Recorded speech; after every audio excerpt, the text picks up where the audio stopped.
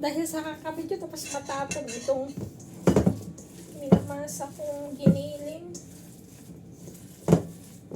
Gagawa na naman ako ng dumplings. May dumplings kasi sa ref, kaso kulang yun sa mga amo ko. Parang ano lang, 10. Tigsa 10 sila, so kulang yun.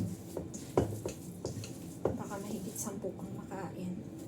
Kaya sabi ko sa kay ma'am, dadagdagan ko.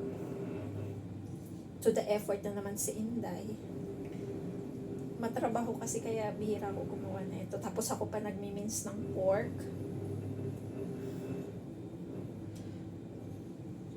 Di ako naghugas simula kahapon. Di ako naghugas ng kamay. Char. Sana masarapan sila.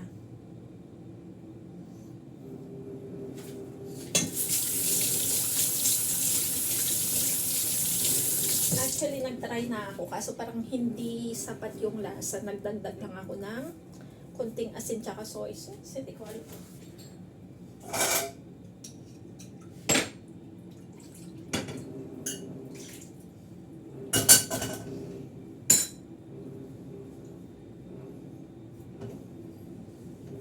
Hindi naman kasi talaga ako gumagawa na ito. Parang second attempt ko pa lang yata ito. Laki ng pagkagawa ko. Umuusok pa.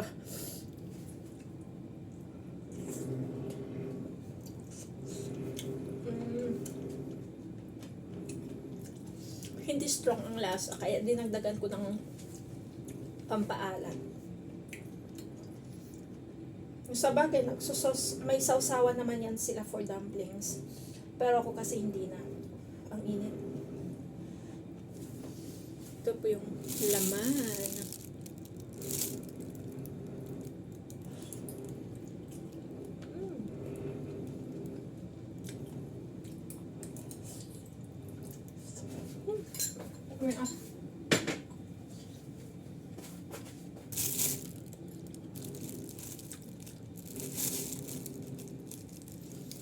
Munti ko na kasing makalimutan, hindi pa pala ako nag-lunch. Ang dami ko pang gagawin. May paganto-ganto ako. Kasi nung nakaraan, excuse me, may bara pa. Hindi ko binasa yung gili ng tubig, kaya bumubuka. Mas maganda pala pag binabasa yung gili. Diba? Para dumikit, pang-lock ba. Dumikit yung wrapper. Ang dami namang hipon na ito.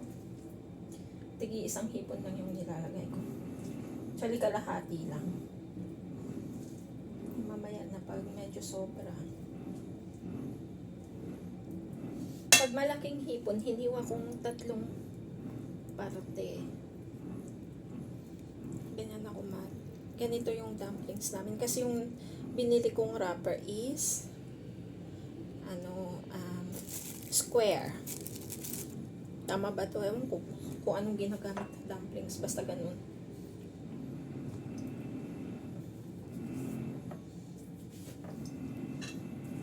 Mas mabilis. Isang ganito yung nilalagay ko. Pag may sobra mamaya, baka yung iba tigdadalawa na. Nung una ko kasing gawa na ito, sabi ni ma'am, wala siyang makitang hipon. Kasi pinino ko nga. Parang laki naman. Kami lang naman kakain.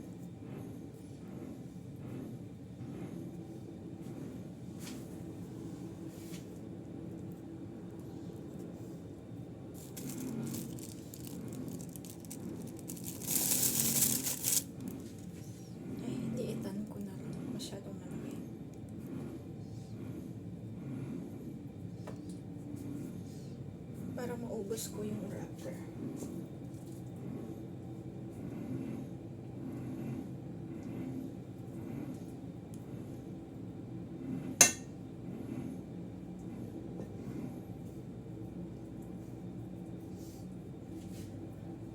Kakapagod lang kasi gusto nila ako mismo yung mag-mince ng pork. Pero minsan bumibili din naman kami yung galing sa supermarket. Tulad niya, nag-order siya sa HK TV Mall o kaya ano, sa Welcome Supermarket.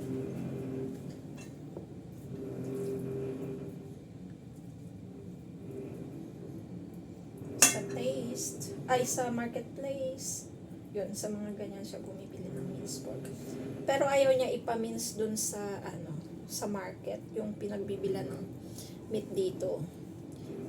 Ito sobrang laki. Yan na. Itabi ko muna to. Para kung hindi man namin maubos, ilagay ko siya sa freezer.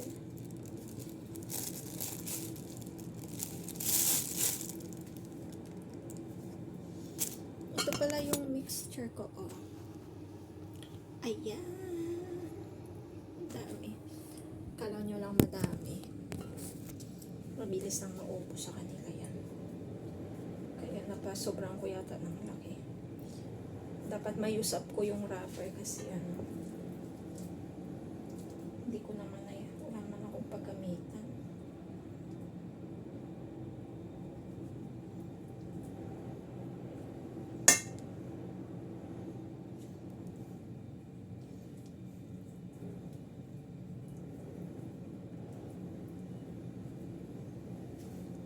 Ba't ganito lang? Ay, ang problema ko yung ref.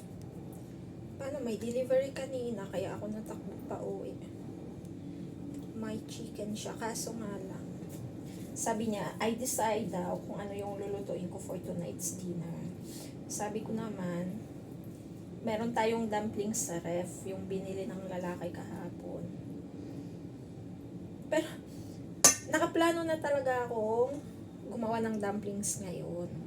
Kahapon ko pa pinili itong pork.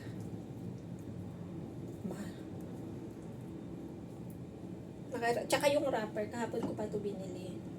Ilagay ko lang sa ref. Tapos, natao naman na bumili din pala yung lalaki ng ilulutong dumplings. Tinanong ko naman kagabi kung gusto nila, wag daw kasi may binili ako, nag-market ako. Kaya yun.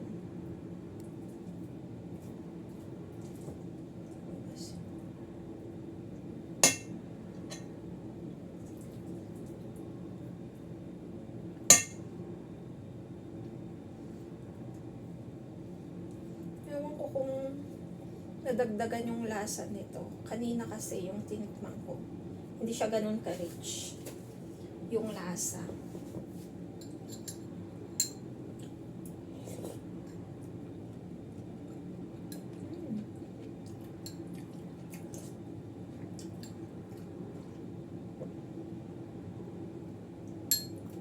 Totoo lang, nagugutom na ako kasi ito yung lunch ko. Pero kasi, anong oras na?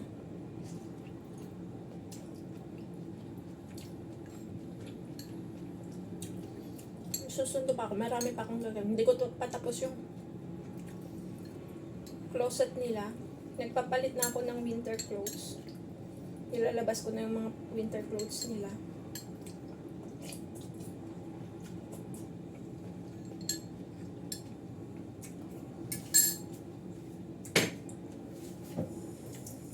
Multitasking. Lagyan ng sikmura habang nagtatrabaho. Hindi ko nakakalimutan ko lang kumain.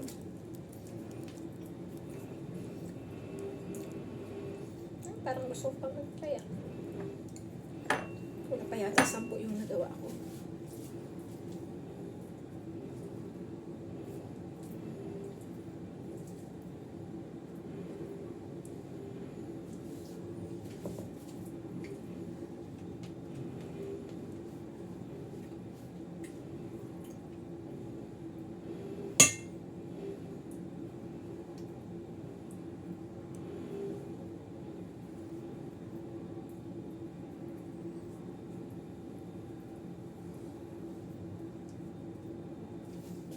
Tada!